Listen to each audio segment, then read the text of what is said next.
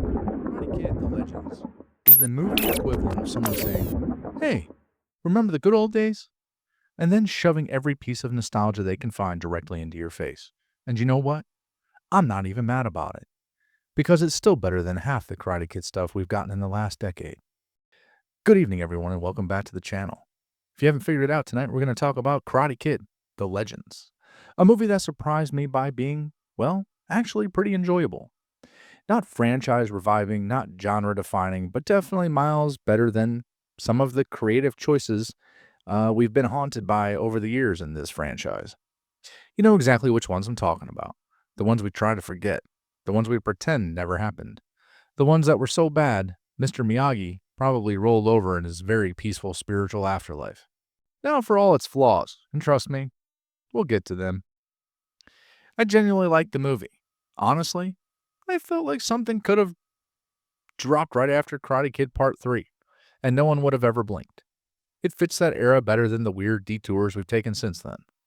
The movie is like the franchise said, all right, let's stop embarrassing ourselves and let's try to behave again.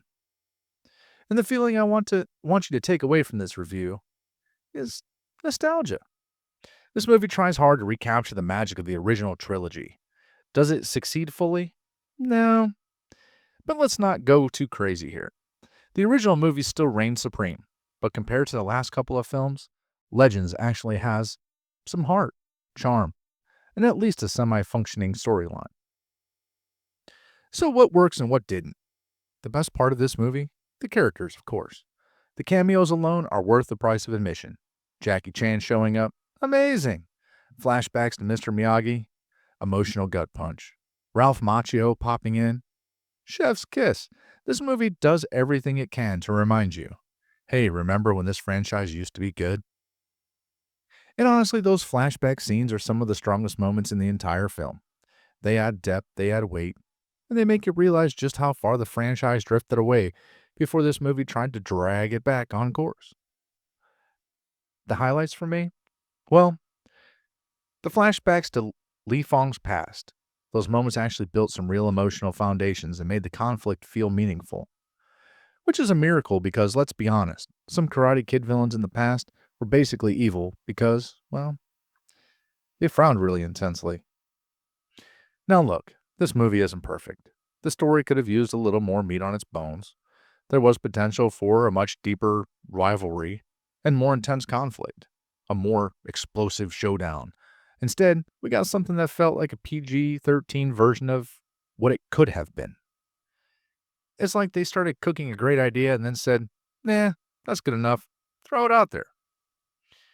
And as someone who grew up watching Daniel LaRusso take on the Cobra Kai with tension so thick you could cut it with a roundhouse kick, this movie just doesn't reach those heights.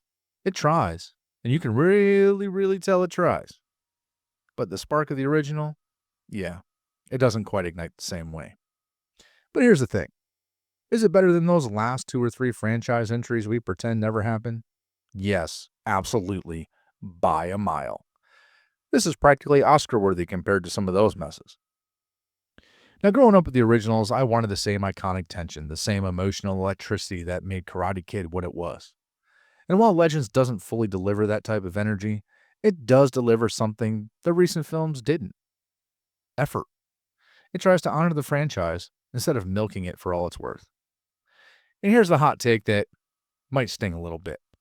This movie is fine. Just fine. Not amazing, not groundbreaking, but good enough that I didn't regret watching it. It actually had a couple of funny moments in it that I rather enjoyed. It's not the blockbuster of the year, but if you're home, bored, and craving something new with a nostalgic punch, this one's absolutely worth a watch. So, how about the Rotten Tomatoes? Let's just say Rotten Tomatoes didn't treat this one harshly as it treated some of its siblings, and honestly, that feels about right. So, a mini rant here, because I think we kind of deserve it. Look, some of the recent Karate Kid movies were extremely rough. Like, why did they do that? Rough. Like, did we need this? Rough. Like, are we sure this wasn't a prank? Rough.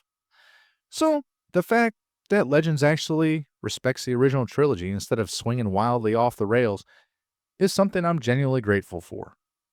This movie might not bring back the full magic of the original Karate Kid era, but at least it's not another dumpster fire drenched in nostalgic gasoline. So if you grew up with the original Karate Kid movies like I did, and you want something that at least tries to recapture some of that spirit, definitely give this one a shot.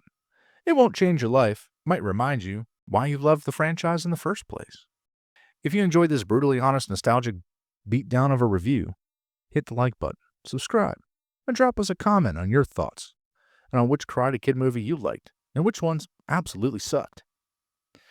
So, if you pick wrong, well, we're fighting. But until then, everybody, we hope you had a great Sunday afternoon and have a great night.